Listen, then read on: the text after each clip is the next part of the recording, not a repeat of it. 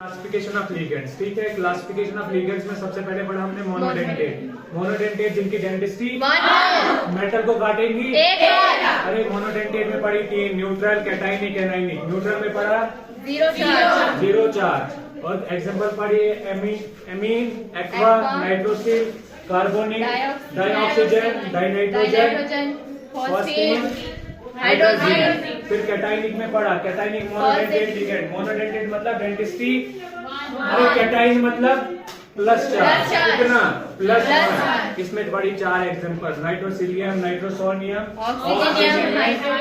हाइड्रोजीनियम। इसके बाद पढ़ा एनाइनिक मोनोडेंटेट लिगेंड जिनके ऊपर charge fluoro, chloro, bromo, iodo, oxo, superoxo, peroxo, sulphido and cyanide. अरे सीधा सीधा याद रखो, एंड पे लगाओगे ओ या आयोडो। ठीक है। इसके बाद पढ़ा हमने बाइडेंटेट लिगेंड मतलब डेंटिस्टी। अरे मेटल को काटेंगे। अरे कोऑर्डिनेशन नंबर 2। अरे रिंग कैसे निकालोगे डेंटिस्टी -1। इसमें पढ़ी 6 एग्जांपल हमने। कितनी? 6। पहली पढ़ी इथिलीन डाइएमीन जिसके ऊपर चार्ज न्यूट्रल मतलब मेटल को काटेगी दो जगह, डेंटिस्टी 2। इसके बाद पढ़ा ऑक्सलेटो। ऑक्सलेटो के ऊपर चार्ज -2 चार्ज तो डेंटिस्टी 2 मेटल को काटेगी दो जगह। इसके बाद पढ़ा ग्लाइऑक्सीमेटो। ग्लाइऑक्सीमेटो के ऊपर चार्ज -1 अरे मेटल को काटेगी 2 बार। अरे कोऑर्डिनेशन नंबर 2। अरे रिंग कितनी बनेगी? 1। इसके बाद क्या पढ़ा हमने डाइमिथाइल। ग्लाइऑक्सीमेटो। अरे इसके ऊपर चार्ज -1 डेंटिस्टी 2 मेटल को काटेंगी दो जगह। Coordination number 2। अरे कोऑर्डिनेशन नंबर 2 तो रिंग कैसे निकालोगे? डेंसिटी -1 कितनी रिंग्स? 1। इसके बाद पढ़ा बाइपायरामिडल। बाइपायरामिडल के ऊपर कोई चार्ज न्यूट्रल। अरे चार्ज मतलब चार्ज 0 मेटल को काटेंगी दो जगह। डेंटिस्टी 2 तो रिंग कितनी बनेगी? 1। ठीक है। इसके बाद पढ़ा एसी। उसके ऊपर चार्ज -1 मतलब डेंटिस्टी 2 मेटल को काटेंगी दो जगह। Coordination number 2। रिंग कितनी बनेगी? 1। इसके बाद पढ़ा ट्राइडेंटेट लिगेंड्स मतलब डेंटिस्टी 3 मेटल को काटेंगी 3 जगह। इसमें हमने पढ़ा एग्जांपल डाइइथिलीन ट्राइएमीन पढ़ा। Yes sir. रिंग कितनी बनेगी? 3 डेंटिस्टी -1 1 3 -1 2 कितनी रिंग बनी? 2 इसके बाद क्या पढ़ा हमने टेट्राडेंटेट मतलब डेंटिस्टी 4 मेटल को काटेंगी 4 जगह। कोऑर्डिनेशन नंबर 4 जितनी डेंटिस्टी उतना कोऑर्डिनेशन नंबर। ठीक है। Yes, sir. काटेगा हमेशा कौन? लिगेंड काटेगा कौन? Metal metal. ओके। अरे टेट्राडेंटेट में डेंटिस्टी 4 मेटल को काटेगा 4 जगह। इसमें एग्जांपल पढ़ा ट्राइइथिलीन टेट्राएमीन यस सर।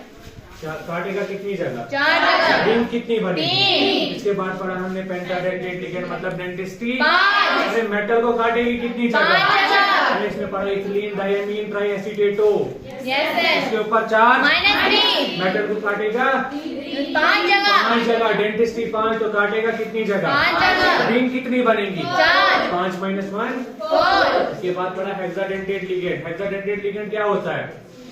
जिसमें 6 जगह 4 6 होगी मतलब मेटल को काटेगा 6 जगह।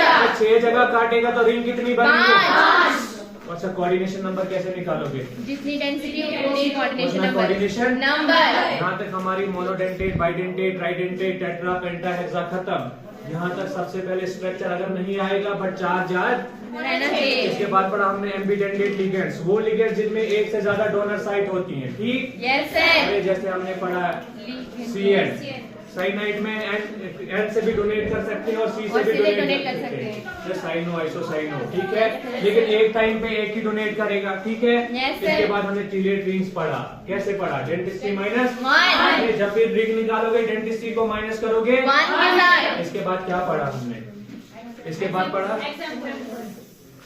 Classification of ligands on the basis of coordination bond. ठीक है। Yes, sir. अरे मेटल और लिगेंड के बीच में बॉन्ड। लिगेंड करता है काम, डोनर का मैटर करता है एक्सेप्टर अरे करना मेटल है हमारे पास इलेक्ट्रोपॉजिटिव, वो पॉजिटिव चार्ज को बर्दाश्त नहीं करता। अरे जब लोन पेयर डोनेट करेगा लिगेंड तो मेटल को देगा तो बनेगा कौन सा बॉन्ड? सिग्मा।